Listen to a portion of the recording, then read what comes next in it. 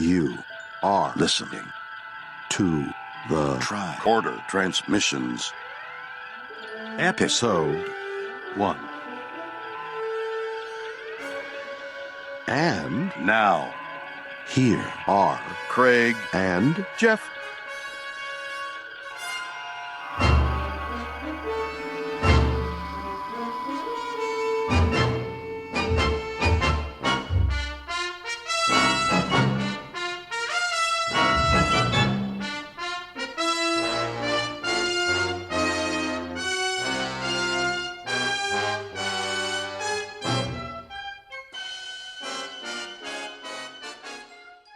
So here we are, Jeff. It is the first episode of the Tricorder Transmissions, and this week we are talking about...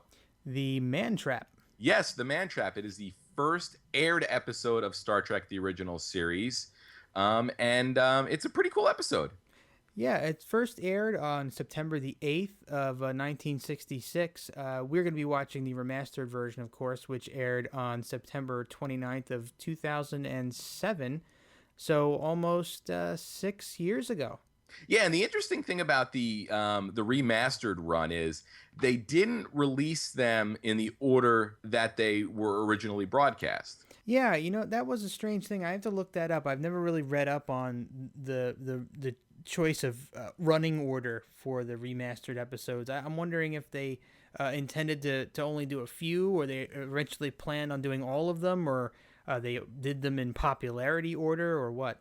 Yeah, it might have also been what was the easiest ones to do, the ones that needed maybe the least amount of work. Good call. Yeah, so if people haven't listened to episode 0, you can go ahead and listen to that. But real quick, before we get started, I'll give you the Cliff Notes version of what we're going to be doing here every week. We're going to be providing what we think is a kind of unique take on the Star Trek podcast. We will be providing scene-specific commentary tracks for every episode of Star Trek, the original series. You can either watch along with us. We'll give you a quick three down count, and you can start your episode along with us and watch and listen to our commentary, or it works just fine as a regular audio stream as well if you just want to listen to what we're talking about. Yeah, that it does. And there are quite a few ways you can watch Star Trek, the original series. You can watch on Blu-ray. They have put out the entire series in the remastered format. That also includes the original as broadcast episodes, so you can watch either of those ways. It's up on Netflix and also Amazon Prime, and also on StarTrek.com, which may or may not have ads. So if you are watching on a format that does make you stop to watch ads, you'll just have to pause us while you watch the commercial. Yeah, we are watching a Blu-ray edition, so... Yeah. So basically, every week, before we get started with the episode, me and you will catch up a little bit and see if we have anything we want to talk about, and then we'll get right into the episode. But I think before we do that, did I give the episode synopsis yet? No, I don't think you did. All right, well, let me do that then. The Man Trap. A mysterious creature stalks the Enterprise, murdering crew members. So that's what we have to look forward to. And so what do you have to look forward to in general, Jeff? I really enjoy this episode. I think it's a pretty cool intro to the series, even though it kind of dumps you in with not much. But I think it's got an interesting monster, a good way to kick it off. Some cool moments with the crew, some little bit of little suspense, some love interest for McCoy, stuff like that. Pretty good stuff. Yeah. And speaking of monsters, I am finally tomorrow going to see Pacific Rim. Oh, geez, finally, huh? Well, I was waiting for it to get to the point where I could use a free pass for it. Understood.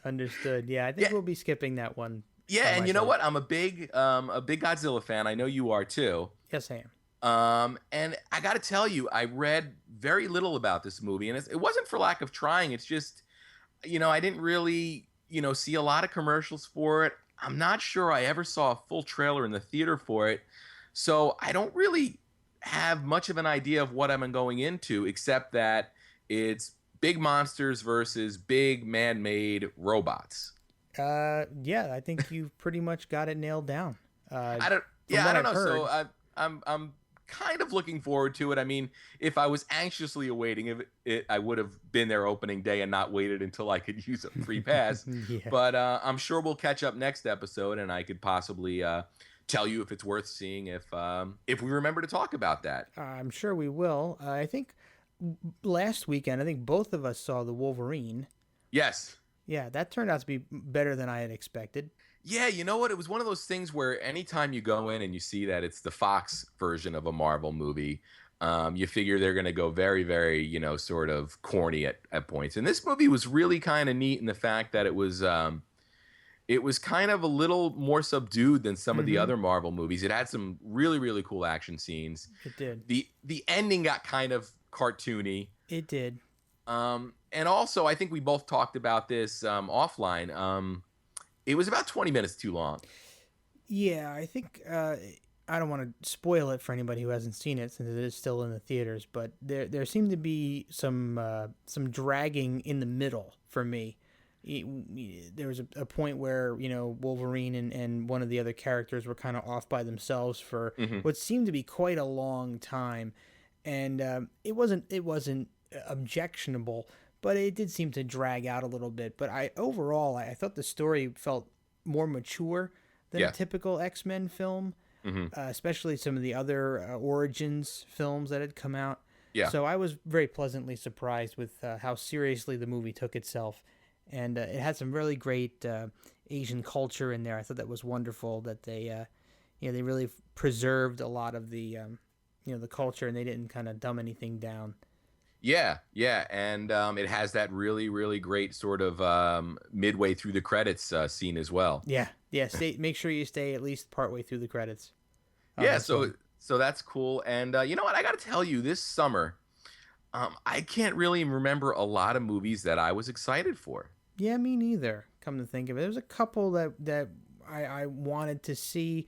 I was pretty excited for Man of Steel, but not as excited as I had thought I was going to be. I think I was more excited before I saw several of the trailers, and I wasn't sure how I was going to feel. But I'm a big Superman fan, but yeah, I definitely wasn't as amped as I had thought I was going to be. Star Trek I was very amped for, of course. But other than that, I don't think there was anything I was super, super excited for. I guess maybe Despicable Me 2 I was. Yeah, I know you were a big fan of that. Yeah, I think for me it might have been Fast and Furious 6. Of course. And This Is the End, which turned out to be about as good as I thought it was going to be. I mean, anytime you get that cast of people together that are really good at improvising the way they do, you're going to get a couple of laughs. Yeah. I think we discussed that, and we sort of had a little bit of a gap between us on that one, but yeah, I think that's a movie that is going to age really well. I think it's one of those ones that you'll catch on TV 2 years from now and find yourself really, really laughing. But one thing we won't be laughing at is this episode, because it's very serious. So are you ready to talk about The Man Trap? Yes, sir. All right, perfect. So we will start our commentary in 3, 2, 1. All right, welcome to The Man Trap.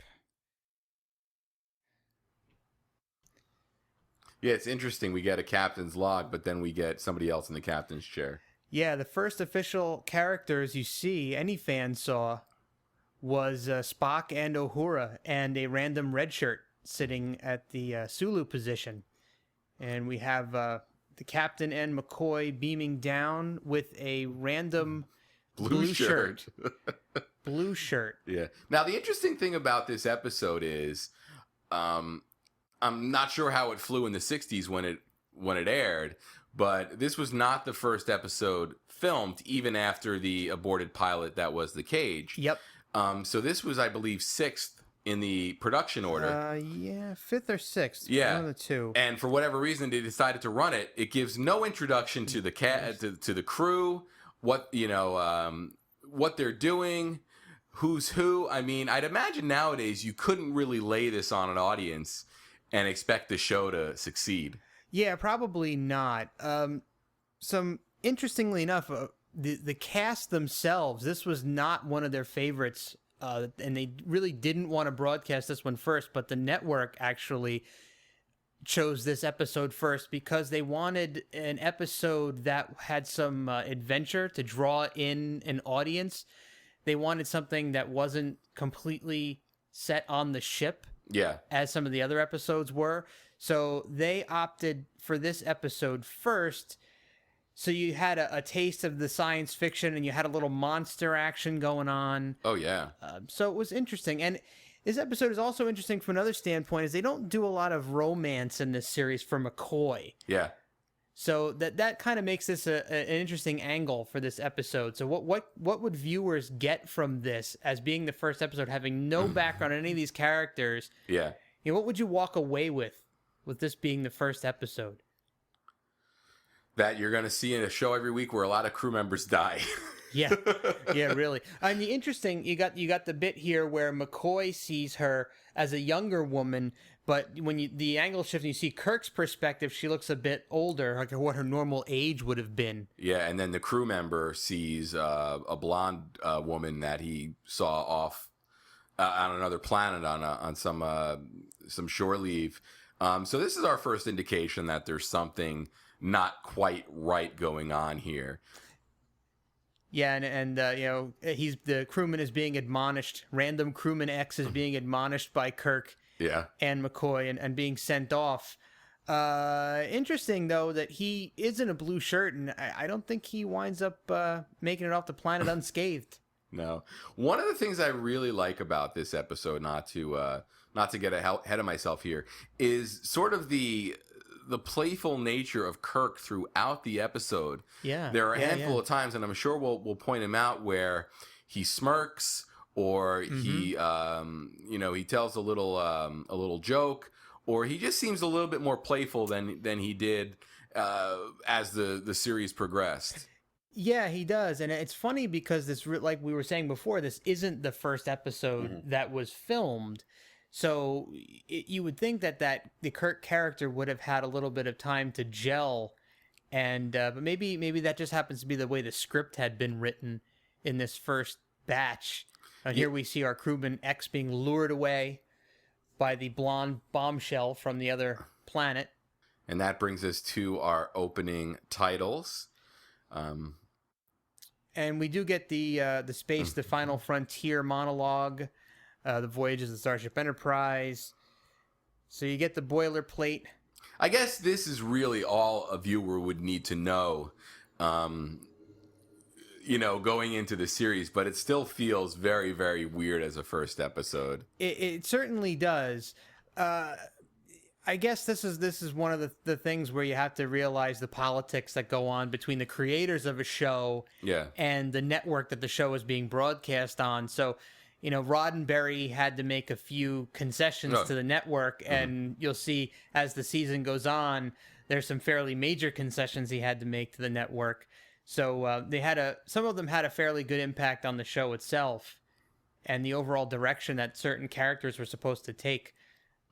So we've got the ship orbiting around. So we've got a shot of the planet's surface here. Very rocky, sandy, a lot of ruins there. And a temple shot here with a little ruined temple. And this would sort of give an indication of what the away missions would look like. It was very rare that they would shoot on location. Yep.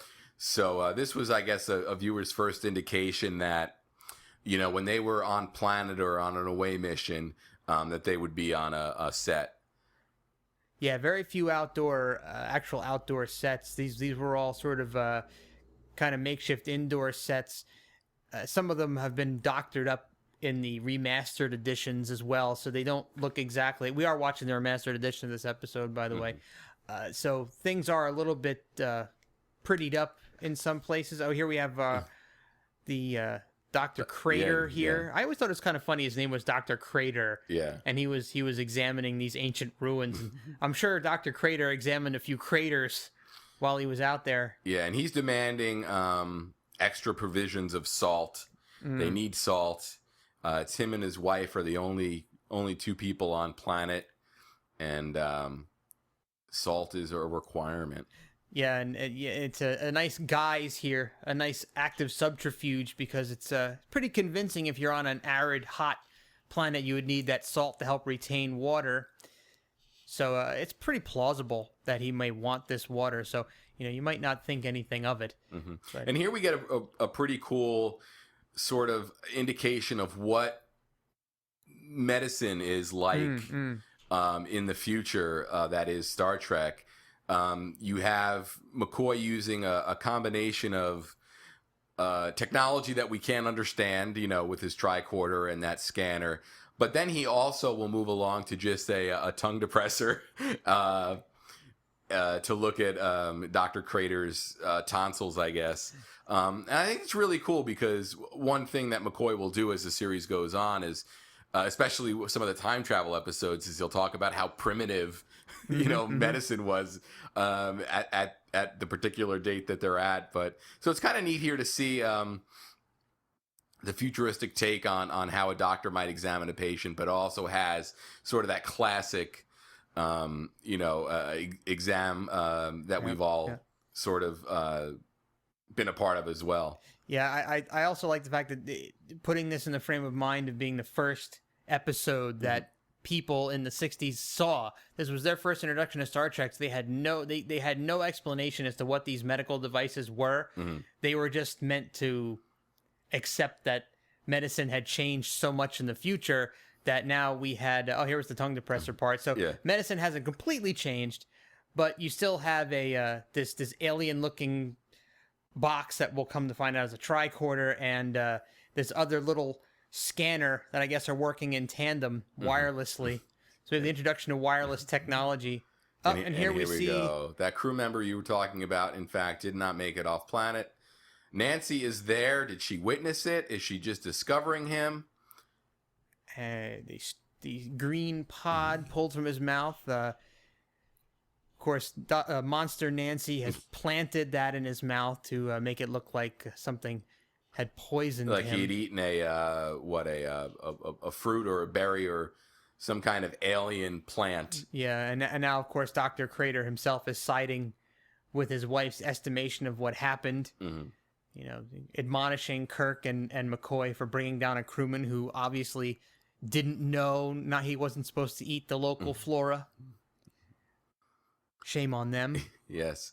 And while we're setting things up here, we can, I think, briefly mention the writer and director of this episode. It was written by George Clayton Johnson, who has a lot of credits that we've probably all known.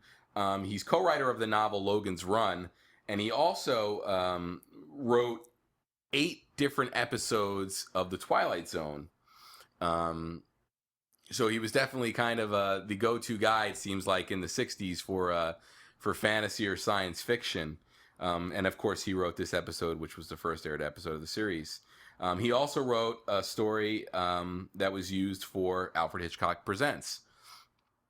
Director Mark Daniels is kind of interesting. He died in 1989, but he sort of became one of the pioneers of live television. Along with his cinematographer, Carl Frund, he's been credited with introducing the 3-camera technique.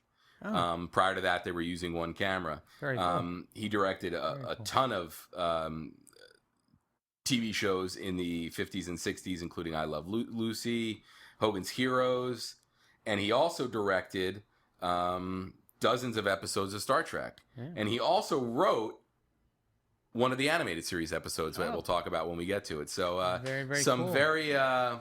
Some very talented and I guess busy gentlemen working behind the scenes on this episode. Yeah, another also directing an I Love Lucy episode is a little tie into Desilu production, being the production company involved. Here we see Spock again sitting in the captain's chair, talking with Uhura. Yeah, we get a little bit of like playful flirtation on Uhura's part. She's really trying to get a read on Spock, it seems. And I think this is good for the viewer as well, because we're not entirely sure at this point if Spock's just a dick or we don't really know anything about Vulcans yet. Yeah, we're exploring a little bit of Spock's logical nature here, and Uhura just said she's an illogical lady, so she's trying to elicit some sort of emotional description of Vulcan from him. I guess as a point of reference for herself as she's learning a little bit about Spock himself. But it's a good thing for the viewers, I think, that even though this wasn't necessarily what the cast would have wanted to be the first broadcast episode, that there is still quite a lot of character development that's done in this episode. It's one of the reasons why I like this episode quite a bit as well. Because you see the personalities and how they interact with each other, and you're getting a little glimpse of what Spock does when he's left in command of the ship. Yeah, and here the bridge just learned that they were beaming back to the ship with one dead crew member. Uhura seems kind of taken aback that Spock shows no indication that he's worried that it might be the captain. Which is a little, further insight into the Spock character. And also, we would learn as the series goes on that there's many times where, Kirk is presumed dead and Spock's ready to just move along, even though him and Kirk are friends. But he's always happy to see him still alive. Yeah. So no surprise there. Spock is fallible emotionally here and there, but when he needs to put duty above emotion, he seems to have no problem doing that. His logical nature helps quite a bit. So here we have McCoy basically coming to the conclusion that the crew member was not poisoned. Yep. And that there's really no reason that he should be dead. But we still don't know what really caused it. The jury is still out on that, and McCoy seems to be having a tough time. And they're starting to examine Dr. Crater's wife Nancy, and McCoy is questioning himself and how he saw her and how she doesn't look a day over the last time he saw her. Mm-hmm. So we're starting to get a little more inkling here that something's definitely amiss. And McCoy's a little offended that Kirk didn't think she was any great shakes. Another captain's log. Planet M13. This is interesting, too, that early on they didn't really name the planets as they did in future episodes. So this is just a nondescript planet with a single letter and a number. So I guess we're supposed to take from that there are at least 113 planets in the M category, wherever they happen to be. Well, the other interesting thing, too, is any planet that they could beam down to and breathe the atmosphere, which seemed like just about every planet they would beam down to, it would have a Class M designation. Yeah, so breathable atmosphere, right? Oh, here Spock is digging up some information on the Borgia plant, trying to figure out if that's poisonous enough to have killed the officer and given him the model marks on his face that we saw. We still don't know exactly. And we learned that they've been down on that planet for 5 years. Something's going on in medical. McCoy's paging Kirk. And he's got a discovery that he'd rather talk about in person. He doesn't want it broadcast over the bridge. Little glance of concern from Uhura again. Yep. And here we see yet another interesting medical device that's unexplained. Yes. We'll see this device many times throughout the series, but we see a group of bars, and one indicator is high, the rest of them are low. I guess we're supposed to accept the fact that that's some sort of a medical diagnostic device telling us vital signs. Yeah, and we learn that he basically has no salt in his body. His body is devoid of salt. And put two and two together, and they're asking for salt tablets down on the planet there. So something's quite amiss here. So McCoy is a little upset with himself. Yeah, Kirk's putting two and two together here. Salt tablets. Yeah. Now we're going to get a landing party. And this, I think, is another reason why this episode is essential. And it's actually another benefit of it being first, is that it establishes right off the bat the red shirt theory. Okay. Of not beaming down in your red shirts, right? You can't just go down to a planet as a no-name person. Actually, it doesn't even matter the color of your shirt sometimes. So you got some yellow shirt guys and blue shirt guys. So they're all really expendable. So you'll have these guys down here who are just going to be kind of disposed of in various different places. And Nancy, of course, is missing currently. We don't know where she is.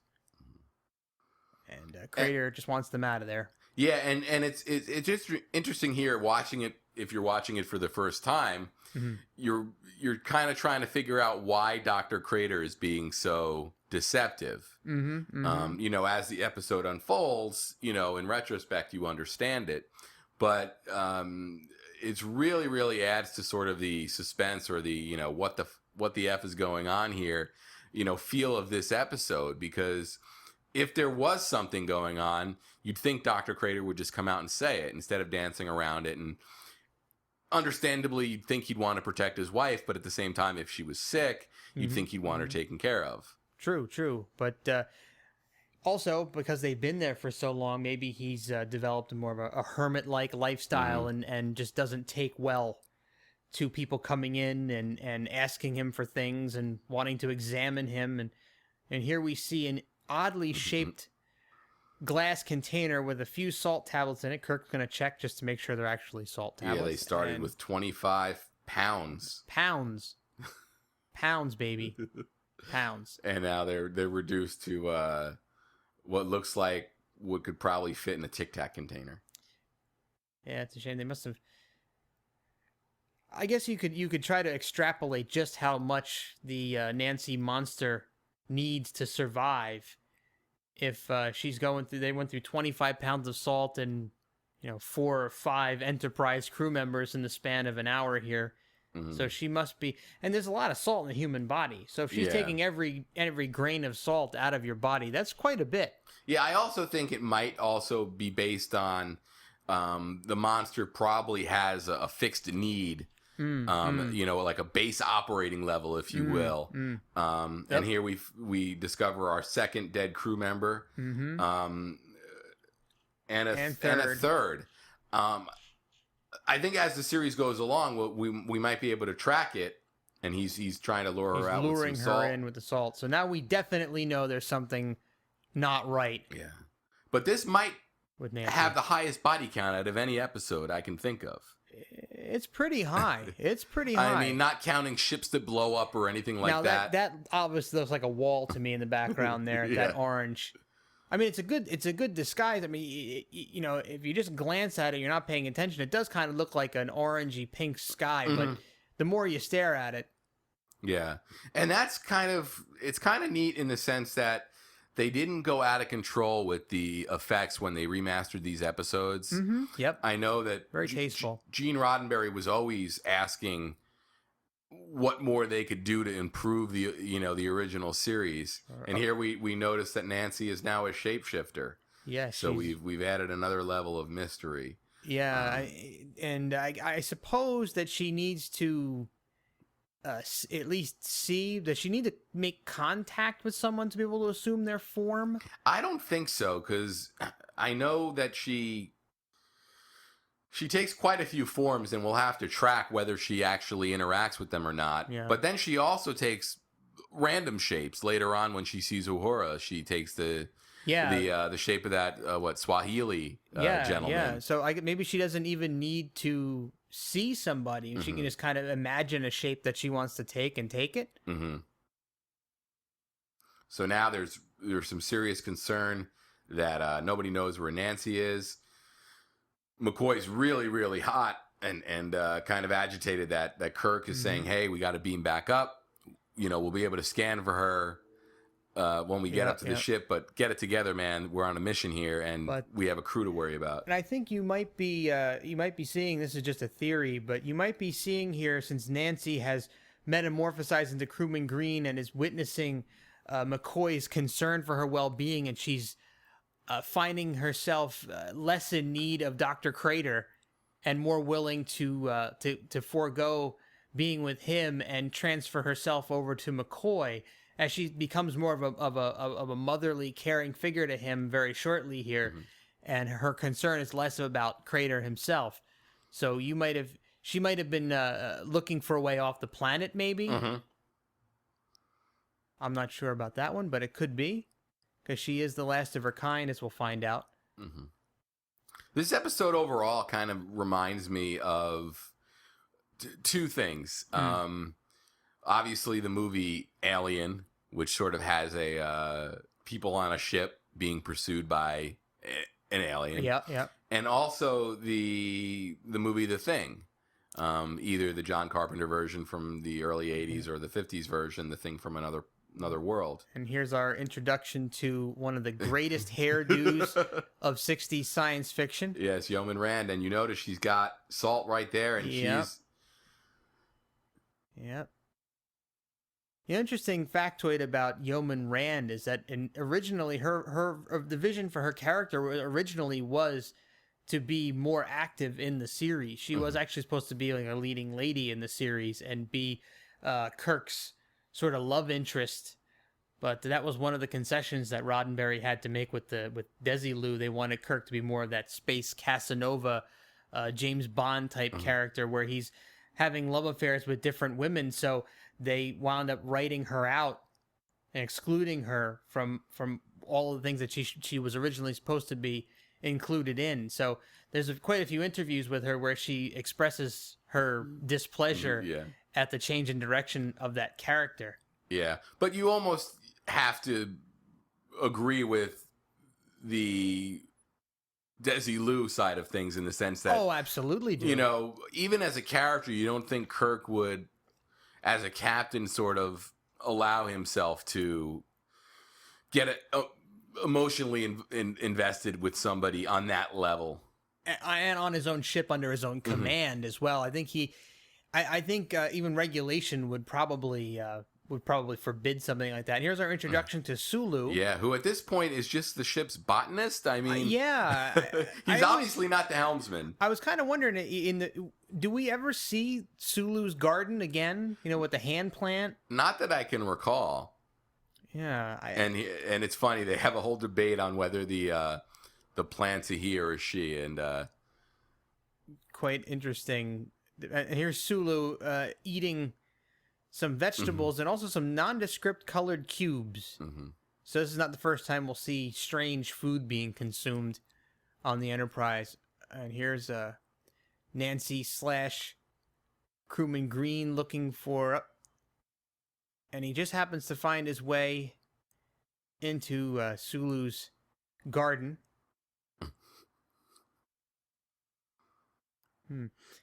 Interesting that they've got that brown swash where his phaser is mounted on his belt. Later on, I don't recall seeing it just as the black pants. And the phasers just stick there. But he's got kind of a white stitched leather-ish looking belt here. Yeah, almost like the futuristic version of a holster. Right. And the plant knows something's amiss. Yep. And Sulu is a bit concerned. He's never seen the plant act this way before, and I guess patting the plant is enough to calm it down. So it's sentient. It's a sentient plant. Yeah, it's an interesting looking plant. Yeah. So here we are. Green is out in the hallway again. Apparently in need of salt. He's looking quite distressed, so I guess his salt supply is running low. And he's fed twice already. Since they initially beamed back down to the planet. Right. Oh, here comes the Uhurus. Yep, and here he's going to... you get a nice morph effect into the ladies' man. Yes. Tim Meadows. The Swahili gentleman that Uhura doesn't ever recall seeing before, but also looks familiar at the same time. Yeah. Here we are. And it almost seems like he's got, or the creature has sort of a hypnotic ability, if you will. Yeah. Almost vampiric in a way. So the salt vampire. But notice that that the creature morphed into a guy wearing a non-standard uniform. It's almost as if he's wearing the same type of a blue smock-like uniform that the Doctor wore in the pilot episode. Yeah. And now he's speaking to Uhura in Swahili, which impresses her. And also makes you wonder, even after the episode ends, the extent of the salt creature's powers. Is it somehow reading Uhura's mind? Or does it have an endless, vocabulary in terms of being able to speak in multiple alien languages? It raises a lot of questions that, we'll never really get the answer to. Yeah, well, it looks as if it's got at least some basic predatory powers where it's able to somehow either not completely immobilize, but distract its prey enough where it can pounce. But apparently its hold wasn't strong enough as it was as Yeoman Rand came out of a doorway and distracted Uhura enough so that she would be able to get away.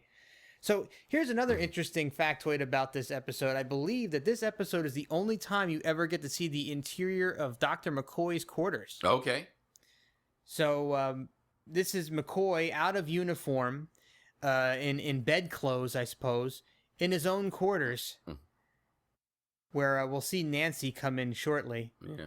And there was a little joke from Kirk, saying, "Oh, you can't sleep. Take one of those red pills that you gave me last week." And just the way he delivers it has like sort of a playful, tone to it. Here's a guy. It looks like he's getting ready to, guess, be put in the oven as a baked potato. Yeah, I don't know. It looks almost like maybe a radiation suit of some kind. Definitely wasn't a spacesuit. So here's Kirk eating these square, almost plastic-looking bits of food. I wonder what those actually were made of. Yeah, did they have like I guess the gummy technology back in the 60s, like the what do they call that? Whatever those gummy candies are. Sour Patch Kids? No. Sure, without the sour. Yeah, who knows what they were? Yeah, probably some gelatinous mixture there, a confection candy type thing, saltwater taffy. And Nancy has now found McCoy's quarters and will promptly shape-shift into a familiar form. Yeah, and the actress who plays Nancy Crater is Jean Ball, who died in 1996. She did a ton of TV work in the 60s. Shows including I Spy, McHale's Navy, Perry Mason, The Fugitive, Wagon Train, which Gene Roddenberry called Star Trek a wagon train to the stars, and also Bonanza. Wow. So, quite a busy actress in the 60s. She's got quite a body of work there. So here we see Nancy cozying up to Dr. McCoy. Strange that her husband is still alive, so I guess this is her transitioning from one protector to another. Yeah. And she's lulling him into his previous state, as his former deep love interest from 10 years ago. So she's taking advantage of his affections for her. And he's revealed that Kirk wants him to take the sleeping pills, and she's encouraging him to do so that he falls asleep. And we have a dead crew member. Poor guy. It's like the suck to die in an outfit like that. Yep. And Yeoman Rand is looking a little stunned. And Sulu just walking around the ship. Yeah, right. And he got right down to business. He knew the protocol. He did. Didn't really help, but he knew the protocol. Yep. Another captain's log update. So we've moved 0.4 on the star date here. And we see Nancy taking care of McCoy. And as we'll see, basically she wants McCoy indisposed so she can take his form and really, be able to move around sort of undetected. Yeah. So we're gonna see that happen very shortly here, and we're gonna go through a quite an interesting sequence coming up where a major decision or a change in the way the creature was eventually treated, could have been made had different heads prevailed in the discussion here. So we're going to see Nancy needs some more salt, apparently. She got a little bit off of his forehead, but doesn't want to kill him, of course. Mm-hmm. So that's the international symbol for I need salt, apparently. Yes. Biting her knuckle. And every actor did a pretty good job of syncing that up and making it look consistent as being from one being. Yeah, here we go. So now she's assumed the form of Dr. McCoy and is going to pass herself off as the doctor to Captain Kirk as she's being called to the bridge. Extra captain's log talking about all the people getting slaughtered. So the body count continues to rise. Yeah, you know what? I was going to count, but I lost count at this point. Are we at 4? What? Wait a minute. The baked potato guy was 4? Was he 5? No, perhaps he was 4. Oh, so now we see Dr. Crater. Yeah. He's hunkered down behind a giant boulder. And he's threatening. So here we go. What Dr. Crater is wielding a phaser from the pilot. Yes. Which I thought was pretty interesting. Mm-hmm. So he's got an older model phaser with the rotating muzzle on it there to change the setting from stun to kill. From the original pilot, The Cage. Right, the original pilot, The Cage, yes. Not from Where No Man Has Gone Before. But Barnhart was found dead on deck 9. Same symptoms. And now they're going to stumble upon the real crewman Green. Spock is going to stumble onto him. And now we're going to figure out that Nancy is in fact a shapeshifter. Or they're going to get an indication of that. Yeah, they're going to get an indication that... Kirk's going to put it together here. Kirk and Spock are going to figure this out. That whatever beamed up was not crewman Green. Something did. Yes, Spock gets that kind of ominous line. Mm-hmm. He delivers a lot of those over the years. Mm-hmm. Yeah. They did a good job of spraying the actors down to make it seem like it was really hot, didn't they? Oh, yeah. They're quite shiny. But Kirk's hair is perfect as always. Yeah. And that's another thing you wonder, if that detail was even necessary in the 60s with people watching TVs on 19-inch screens, sometimes in black and white. Mm-hmm. Well, yeah, and you notice there's a mixture of uniforms here too. Mm-hmm. So you see some of the older style uniforms walking around, and you see some of these newer style shirts with the black collars. Yeah. And we do have the ranks already on the sleeves, though. Mm-hmm. So they're not really explained, but Kirk has 3, Spock has 2. Mm-hmm. Oh, Crater just took a pot shot. That was actually a nice effect, as the column got partially destroyed. Yeah. Yeah.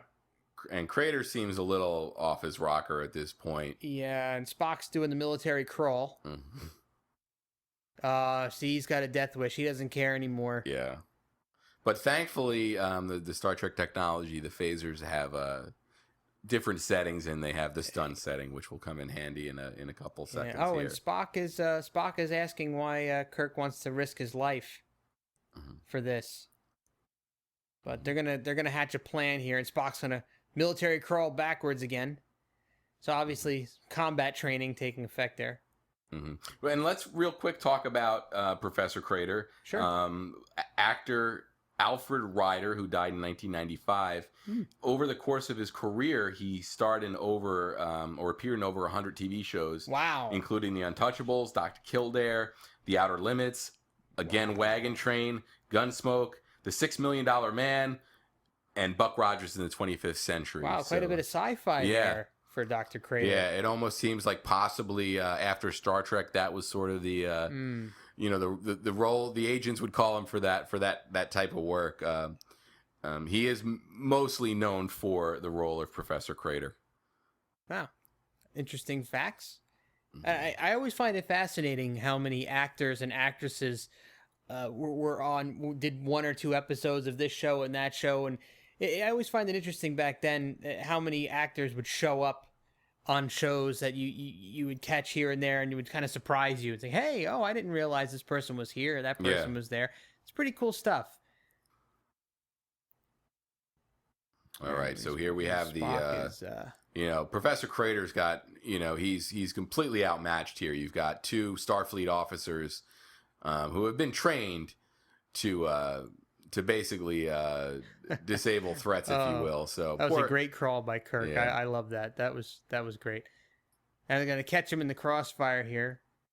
Yeah. And they've also got communicators, of course. Yeah. Professor Crater, I can't imagine anybody would have put their money on him. Mm.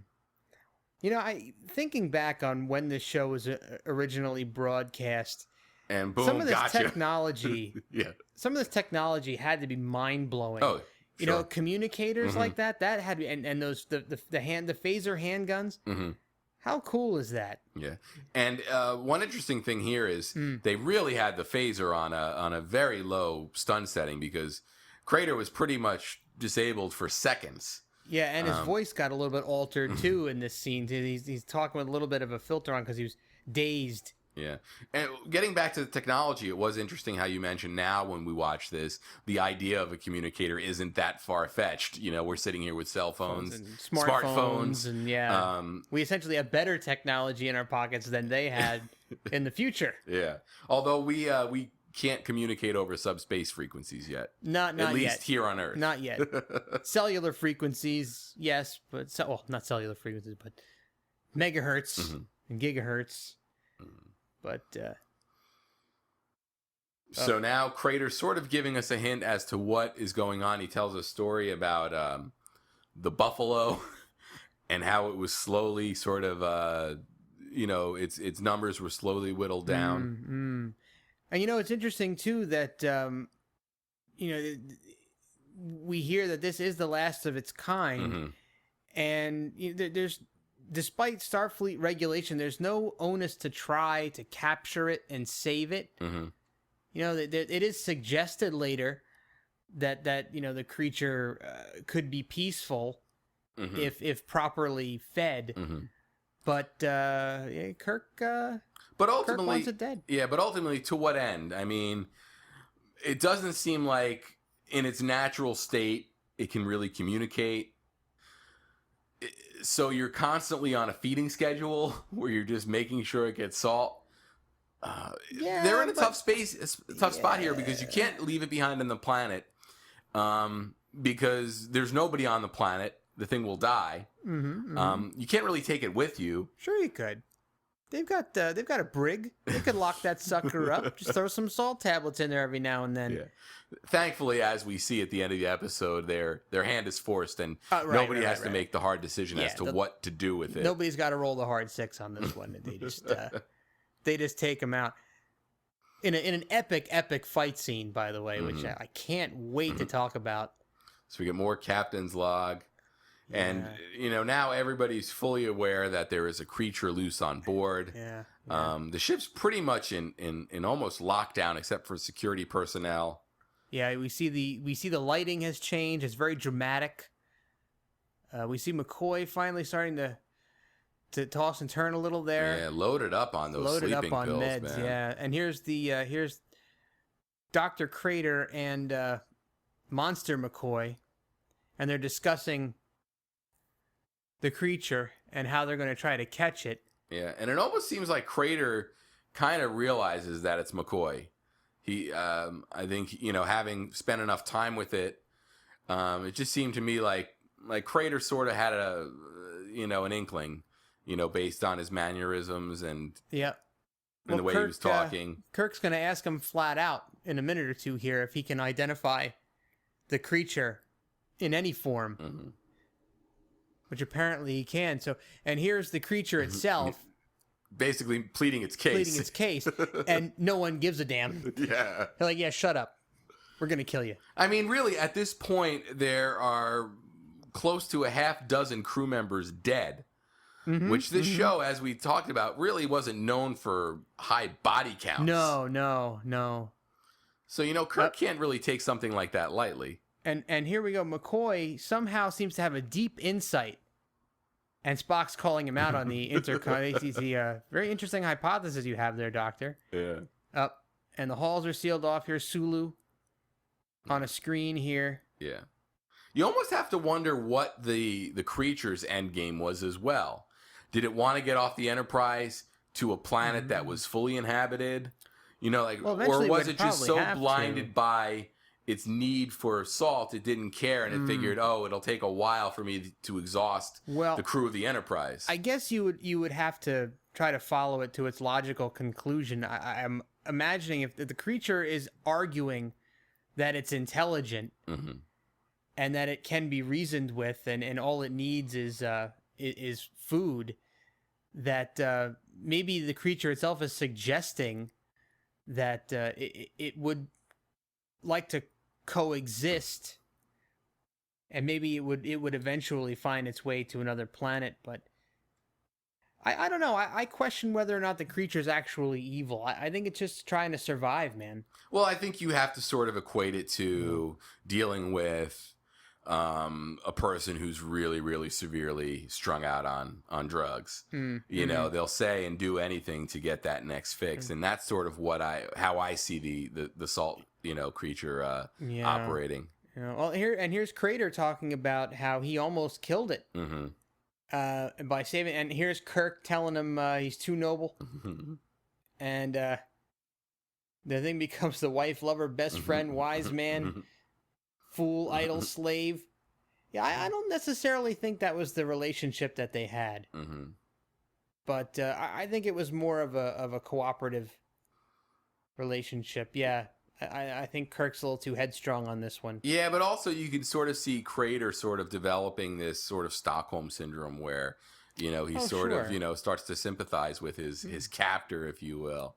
And also, it's able to take the form of his wife, too, which even though he knows it's not her, as we'll see later with McCoy, knowing, but still, you're seeing that person in front of you, it's still hard to sort of make the hard decisions. Sure. And they're going to administer a drug to Dr. Crater in order to try to make him talk. And Spock seems to be very willing to participate in this. He's going to help. And here's another shot of the ship. I really like... the more I watch these remastered episodes, the more I enjoy these effects. I always find them very tasteful. I think I was going to use that word as well. Really made an effort to make them not look cartoony or removed from the show in such a way that it's obvious. So I think, and actually I've had some experience with this, showing some of these episodes to somebody who had never really watched them before. They didn't detect it right away until I told them that the effects were added after, and they were surprised, like, wow, really? That's pretty impressive.